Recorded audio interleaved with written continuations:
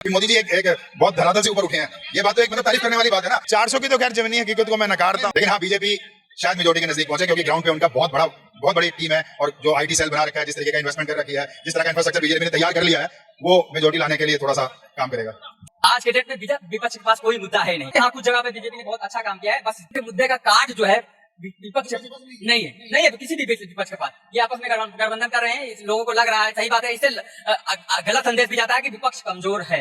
हम ये भी नहीं कहते हैं कि अवैसी जी बहुत अच्छे हैं, उनके द्वारा भी देश का माहौल खराब किया जाता है, उनके भाई द्वारा भी कुछ ऐसी बातें बोली जाती है जिससे देश का माहौल। पहले बात तो कि हिंदू और मुस्लिम ये आप जनता फैला रही है ना, नरेंद्र मोदी जी फैला रहे हैं, ना कोई नेताजी दूसरा फैला रहे हैं, ये तो हम फैला रहे हैं। क्या है, उन्होंने जो राम मंदिर उनको सुप्रीम कोर्ट के आदेश के अनुसार की। अपन के दिमाग में कीड़ा हो गया कि हिंदू मुस्लिम, क्योंकि जनता समझदार हो गई, कौन अपना विकास कर रहा है, कौन अपने को आगे बढ़ा रहा है, कौन अपने देश को आगे बढ़ा रहा है। इसलिए जनता भारतीय जनता पार्टी को वोट दे रही है। विकास करेगा तो आगे बढ़ेगा, सीधी बात है, मेरा देश आगे बढ़ रहा है, जो देश को आगे बढ़ेगा हम उसको वोट देंगे, क्लियर है। और सबसे बड़ी बात तो ये बात कहना चाहता हूँ सर, G20 सम्मेलन अगर इंडिया में हो रहा है तो सबसे बड़ी दुर्भाग्य की बात तो ये है हमारे देश के लिए कि हमारा इंडिया G20 सम्मेलन का अध्यक्षता कर रहा है। सबसे बड़ी बात तो ये मानता हूँ, काम किया तो हम वोट भी देंगे, सीधी बात है। हमको दिखाई दे रहे हैं, हम तो पढ़े लिखे, हम तो जानते हैं कि किसको वोट देना है, कौन काम किया, कौन नहीं काम किया। आज जो काम किया उसको देंगे। मैं कहता हूँ कि लोकसभा में श्रीमान नरेंद्र मोदी जी 400 प्लस सीट लेकर अगर भारतीय जनता पार्टी विजय नहीं बनती तो मेरा नाम सुमेर सिंह के नाम। अब की बार 400 पार, इसके ऊपर इनका क्या विचार है? सर नारा तो सारी सीटें जीतने का होना चाहिए ना, 543 सीटें जीतने का होना चाहिए, लेकिन इससे क्या मैसेज जाएगा पूरी दुनिया में? तो 400 पार ठीक है, नारा दे रहे हैं, लेकिन एक्चुअली में नारा मल्लिकार्जुन खड़गे ने लगा। तो मैं कह रहा हूं नारा तो दे रहे हैं, नारा तो सभी लगाएंगे, कांग्रेस भी लगाएगी, बीजेपी भी लगाएगी, लेकिन मैं बीजेपी के मतलब पक्ष से बात करूंगा कि बीजेपी क्या पूरा भारत एक जैसा है जो बीजेपी को सपोर्ट करेगा? बीजेपी की जो राजनीति है वो एक तरफ चलने की है, एक ही मतलब साइड को लेने की है। आप सर इसमें तमिलनाडु का केस ले लीजिए या केरला का केस ले लीजिए, क्या वहां बीजेपी अभी भी आज देश में सारे देश में पार्टी बना के आज क्या वहां सीट निकाल सकती है? जबकि वो केंद्र की पार्टी है, हमारे प्रधानमंत्री जी जो है वो राज करते हैं, मतलब जो उनके बनाई नेतियां हैं वो वहां भी लागू होती हैं। तो भारत में एक जैसा नहीं है, सबको लेके चलना पड़ेगा। बीजेपी मेजोरिटी ले आए तो बहुत बड़ी बात है मेरे लिए। इंडी वाला तो ये है कि वो पहले गठबंधन करके चल रहे हैं, वो तो मिलीजुली सरकार बनेगी, वो तो पक्का है अगर वो जीतती है तो। अदरवाइज बीजेपी का है कि जो कमल के निशान पे जो कमल के निशान से सीटें आनी है वो मेजोरिटी में आनी चाहिए, तभी प्रधानमंत्री वो बने रह सकते हैं मोदी जी। मोदी जी ने आज अपने आप को इतना ऊपर उठा लिया है कि वो बिना मेजोरिटी के नहीं चल पाएंगे। जैसे अभी राम मंदिर बनने के बाद आपको लग रही है ना पूरे भारत में हिंदुत्व की अलग तरह का बयार चल रहा है, और बीजेपी के सपोर्ट में इसका कोई फायदा मिलेगा?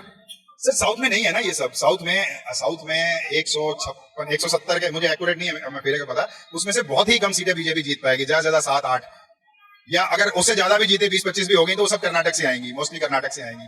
तो वही है कि भाई बीजेपी, और जैसे बंगाल का केस ले लीजिए या पंजाब का केस ले लीजिए, और भी स्टेट है, उड़ीसा है, बिहार में भी बीजेपी संघर्ष कर रही है। कि साउथ में जो 2 सरकारें हैं, एक जगन रेड्डी की सरकार है और दूसरी जो अभी हारी है, हाँ, जो तेलंगाना में हारी है, चंद्रशेखर राव जो थे, तो इनको तो मजबूरी में बीजेपी को सपोर्ट करना ही पड़ेगा अगर बीजेपी मेजोरिटी में आती है तो।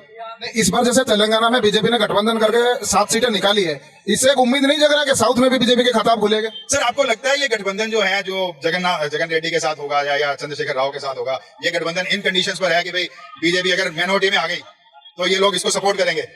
मुझे तो डाउट है इस बात को। हाँ, बीजेपी मेजोरिटी में आएगी तो ये लोग सपोर्ट करेंगे, पक्का करेंगे। 400 की तो खैर जमीनी हकीकत को मैं नकारता हूं, लेकिन हाँ बीजेपी शायद मेजोरिटी के नजदीक पहुंचे, क्योंकि ग्राउंड पे उनका बहुत बड़ी टीम है, और जो आईटी सेल बना रखा है, जिस तरीके का इन्वेस्टमेंट कर रखी है, जिस तरह का इंफ्रास्ट्रक्चर बीजेपी ने तैयार कर लिया है, वो मेजोरिटी लाने के लिए थोड़ा सा काम करेगा। चुनाव में मुद्दे क्या रहेंगे? चुनाव में मुद्दे जो रहने चाहिए वो तो नहीं रहेंगे। मुद्दा राम मंदिर का रहेगा, मुद्दा हिंदू मुसलमान का रहेगा, लेकिन जो असली मुद्दे होने चाहिए वो तो नहीं रहेंगे। वो अगर विपक्ष उठाने की भी कोशिश करेगा तो हमारी जो मेन स्ट्रीम मीडिया है वो उस मुद्दों को लाएगी नहीं, क्योंकि मुद्दे तो मीडिया के थ्रू ही आएंगे। विपक्ष कोई मुद्दा तो उठा नहीं रहा है ना? सर उठा भी रहा है तो उसको दिखा कौन रहा है? अभी आप यहाँ पर बहस जो है इस बात में थोड़ी हो रही है कि भारत में गरीबी कितनी है, भारत में डिस्पैरिटी कितनी है, इस बात में तो बहस नहीं कर रहे हैं हम। इस बात में बहस कर रहे हैं इस बीजेपी कितनी सीटें लाएंगी, या ये जो होगा बंगाल में जो कुछ केस हुआ था उसके ऊपर क्या है, और संगेश काली वाले, या मतलब ऐसे मुद्दे जो हिंदू मुसलमान के डिबेट में चले जाएं, या बीजेपी क्या कर रही है क्या नहीं कर रही, या मोदी जी की इमेज को लेकर, ये मुद्दे ज्यादा हावी हैं। ऐसे मुद्दे नहीं है कि भाई देश में गरीबी है, देश में भूखमरी है, बेरोजगारी है, ये मुद्दे नहीं उठाए जा रहे। विकास और अंतर्राष्ट्रीय अफेयर्स को अगर देखा जाए तो मोदी जी के 75 साल में सबसे अच्छा काम है, इसके ऊपर तो सर पिछले 10 सालों में विकास दर 4.5% के करीब है, जो कि पिछले उसके मनमोहन सिंह की सरकार में 7.5 की थी। एवरेज की बात कर रहा हूँ, बाकी माइनस में चल रहे हैं। वो देश यहाँ पर बहुत तरक्की हो चुकी है, वहाँ क्या मतलब माइनस? आप जापान की बात कर रहे हैं तो जापान की तो ज्यादातर इन्वेस्टमेंट बाहर है, उनका मतलब लोग यूरोप में, हाँ, तो लोग इतने नहीं आ रहे हैं ना, पैदा नहीं हो रहे हैं, या वहाँ की जनसंख्या जो है उस तेजी से नहीं बढ़ रही जैसे हमारी जनसंख्या बढ़ रही है। हमारे पास वर्कफोर्स हर साल लगातार बढ़ती जा रही है, जिसको काम नहीं मिल रहा है। तो हमारी जो आप ही देख लीजिए कि हर साल 1 करोड़ या 2 करोड़ लोग जुड़ जाते हैं वर्कफोर्स के अंदर, तो उनके लिए क्या योजनाएं हैं, इस पे बहस होनी चाहिए ना। के साथ साथ ये है कि जो मतलब एजुकेशन को लेकर है या ऐसी चीजों को लेकर है जो डिस्पैरिटी है, जो अमीर और गरीब की खाई बढ़ रही है, वो भी तो एक मुद्दा है। वो सरकार मानने को तैयार नहीं है। जो किसान आत्महत्या कर रहे हैं उसके आंकड़े छुपा दिए गए हैं। जो बेरोजगारी दर है वो भी कोई मतलब एक रिलायबल सोर्सेस से नहीं मिल रही है हमको, कोई दूसरी एजेंसियां जो हमें बताती हैं, वो भी सरकार उसको माने ना माने, ये सारी बातें हैं।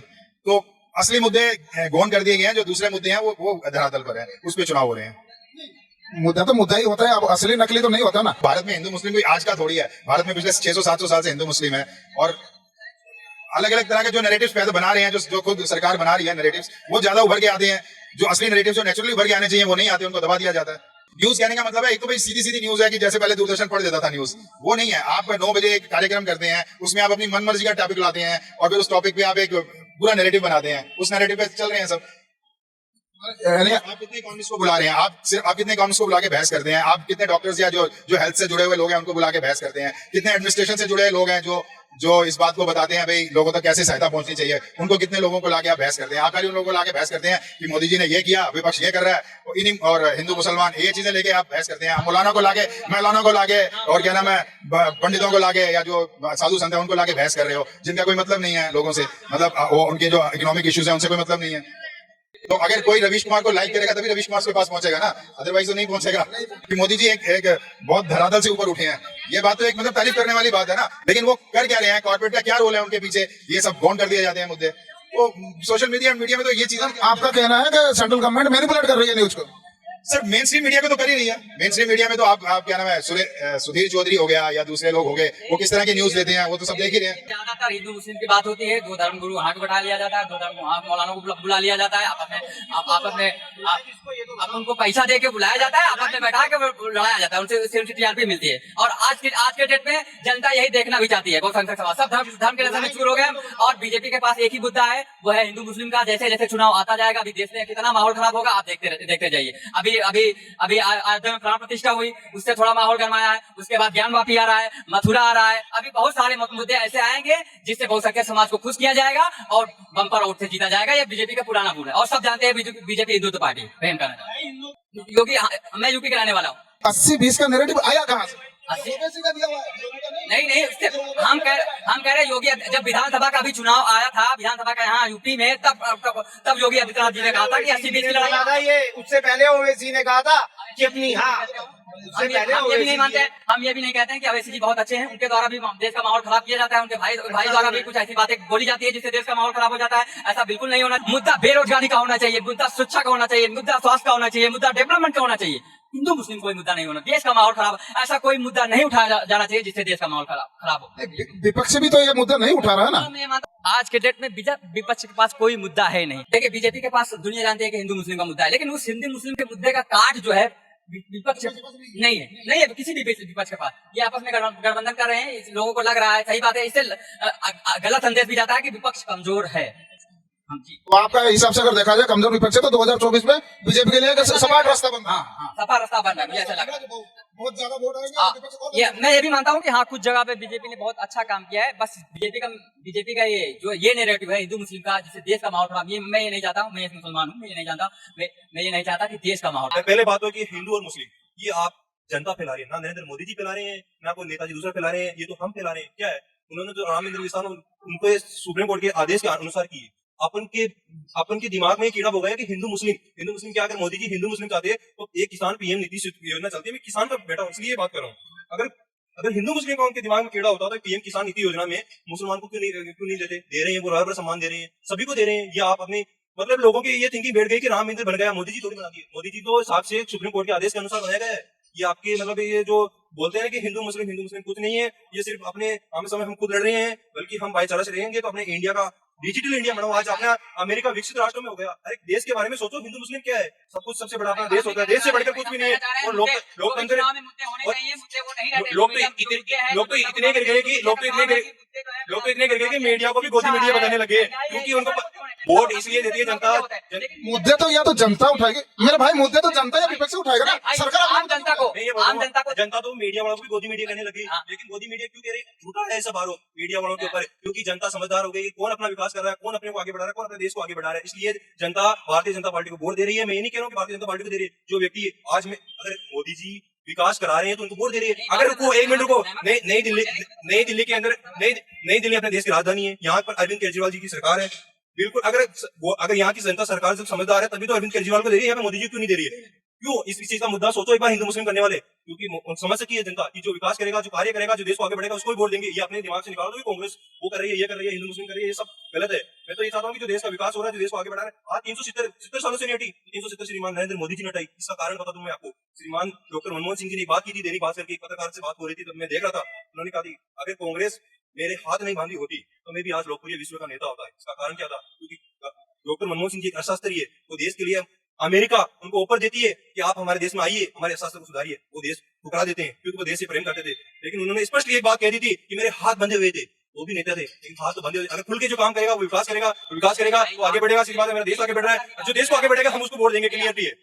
मेरे फादर आर्मी में है, तो उन्होंने जब इस 370 के बारे में जब वहां पे ड्यूटी करके आए थे जम्मू कश्मीर में, अभी भी वर्तमान में मेरे फादर की जम्मू कश्मीर में ड्यूटी है, तो मेरे जब बात होती है उन्होंने एक बात की थी 370 हटने में हमारे को बहुत आराम मिल गया बेटा। 370 आर्टिकल ए हटने से हमारे को बहुत कुछ फायदा हुआ। इसका कारण है कि हम सीधा डायरेक्ट आदेश लेते हैं, हमारे सीधा किसी प्रकार का कोई भी प्रकार की हम कोई कोई घुसपैठी होती है तो हम डायरेक्ट गौड़ी का आदेश लेने में हम किसी सेंट्रल गवर्नमेंट के बहुत सारे स्कीम भी लागू नहीं होता। इसलिए कारण आज जम्मू कश्मीर स्टेट गवर्नमेंट से परमिशन लेने का। और एक वहाँ के प्रति जो वहाँ के नागरिक थे, जो सेना के प्रति जो विरोधी था, दिमाग में एक प्रकार के कीड़ा बढ़ रखा था कि इस सेना के हमको मारेंगे पीटेंगे, आज भाईचारे में बदल रहा है। ये कारण है 370 ए हटने का, ये कारण 35 से भी। हम ये चाहते हैं, बिल्कुल अच्छी बात है, जम्मू कश्मीर को अपने जम्मू कश्मीर हमारा। और सबसे बड़ी बात तो ये बात कहना चाहता हूँ सर, G20 सम्मेलन अगर इंडिया में हो रहा है तो सबसे बड़ी गर्व की बात तो ये है हमारे देश के लिए कि हमारा इंडिया G20 सम्मेलन का अध्यक्षता कर रहा है। सबसे बड़ी बात तो ये मानता हूँ मैं।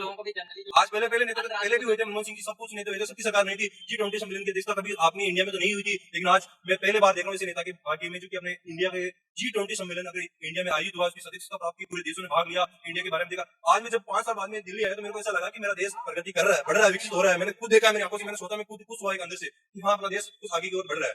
ये है कारण श्रीमान नरेंद्र मोदी जी का बढ़ने का मेन। काम किया तो हम वोट भी देंगे, सीधी बात है, और हमको दिखाई दे रहे हैं, हम तो पढ़े लिखे, हम तो जानते हैं कि किसको वोट देना है, कौन काम किया कौन नहीं काम किया। आज जो काम किया उसको देंगे। मैं कहता हूँ कि लोकसभा में श्रीमान नरेंद्र मोदी जी 400+ सीट लेकर अगर भारतीय जनता पार्टी विजय नहीं बनती तो मेरा नाम सुमेर सिंह मत कहना।